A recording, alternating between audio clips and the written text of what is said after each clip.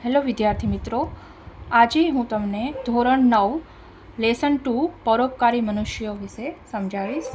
તેના લેખક છે વિદ્યાબેન નીલકંઠ. જન્મ 1/6/1876, અવસાન 7/12/1958.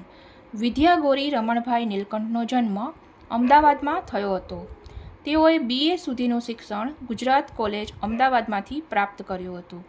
ફોરમ, ગૃહદીપિકા, નારીકુંજ, જ્ઞાનસુધા તેમના લેખ સંગ્રહો છે. પ્રોફેસર ઘોંડો કેશવ કરવે ચરિત્ર તેમને લખેલું છે. હાસ્ય મંદિરમાં તેમના હાસ્ય લેખો છે. સુધાહાસીની, હિન્દુસ્તાનમાં સ્ત્રીઓનું સામાજિક સ્થાન એ તેમના અનુવાદના પુસ્તકો છે. આ હાસ્ય નિબંધમાં પારકાની મુશ્કેલી જોઈને વણ માગી સલાહ, એટલે કે જે જ્યારે સલાહ ન માગી હોય તો પણ સામેથી આપે એને શું કહેવાય? વણ માગી સલાહ. વણ માગી સલાહ આપનારા લોકોને કારણે સર્જાતી તકલીફોનું નર્મ મર્મ ગદ્યમાં નિરૂપણ છે. દર્દીનું અને દર્દનું જે થવું હોય તે થાય, પણ પોતે બતાવેલો ઉપાય જ ઉત્તમ છે અને તે કરવાથી રોગ તરત જ ભાગી જશે એવો દાવો અનેક વણ ઓળખીતા એટલે જે ઓળખતા ન હોય લોકો કરતા જ હોય છે. આવા લોકોની સલાહને અનુસરતા સર્જાતી વરવી સ્થિતિનું હાસ્યપૂર્ણ નિરૂપણ આ નિબંધમાં કેન્દ્રમાં છે. આંજણીના નિવારણ માટે અપાયેલી અનેક સલાહોનું રસપ્રદ નિરૂપણ અહીં છે. આ હાસ્ય નિબંધ દ્વારા માનવ સ્વભાવમાં રહેલી શિખામણ આપવાની વૃત્તિનો પરિચય મળે છે. મને એકવાર આંજણી થઈ હતી. 2-3 દિવસ મેં કાંઈ ઈલાજ કર્યો નહીં. એમ જાણ્યું કે મટી જશે. એમાં શું ભારે દરદ છે? પરંતુ આંજણીએ બહુ પીડા કરવા માંડી. પીડા એટલે વધારે જે દુખાવો થાય એને શું કહેવાય? પીડા. એટલે કે અમારા ઘરના દાક્તર પાસે ગયો. દાક્તર એટલે કે ડૉક્ટર.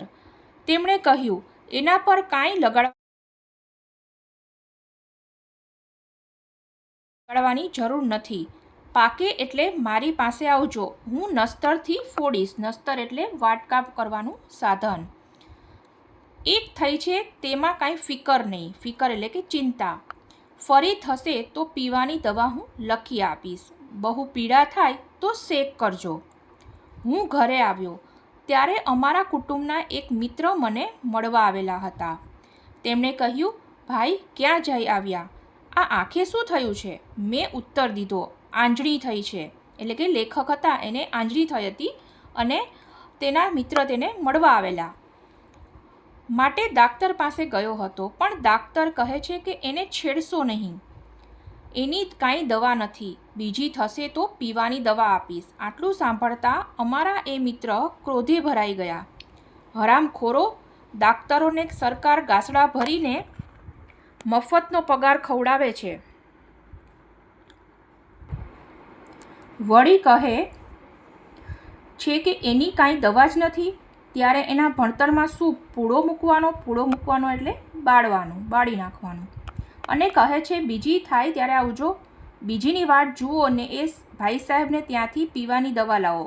એમના ગજવા ભરાય. ગજવા એટલે જે પૈસા રાખવાનું જે ખિસ્સું હોય એને શું કહેવાય? ગજવા.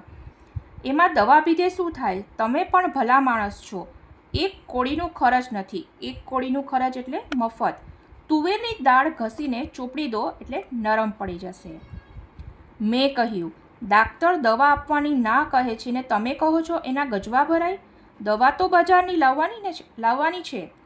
અમારા મિત્ર બોલ્યા, તમે છેક ભોળા છો. એ તો ગાંધીવેદનું સહિયારું. ગાંધીવેદનું સહિયારું એટલે કોઈને છેતરવા માટે બે વ્યક્તિનું ભેગા થવું.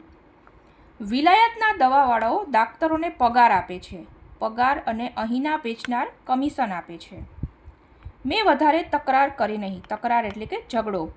એટલામાં પોસ્ટમેન ટપાલ લઈને આવેલો હતો અને તે કહે છે કે આ શેઠ ખરું કહે છે. દાળ ચોપડજો સાહેબ, પણ જરા ગરમ કરજો. અમારા મિત્ર કહે, અરે જો આ ગરમ ન કરશો, આંજણી ગરમીથી થાય, માટે ઠંડી દવા લગાડજો.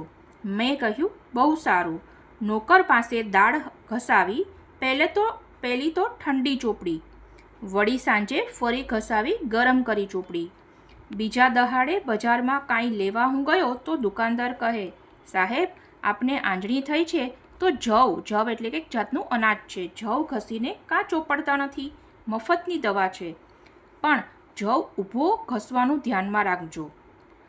વિદ્યાર્થી મિત્રો,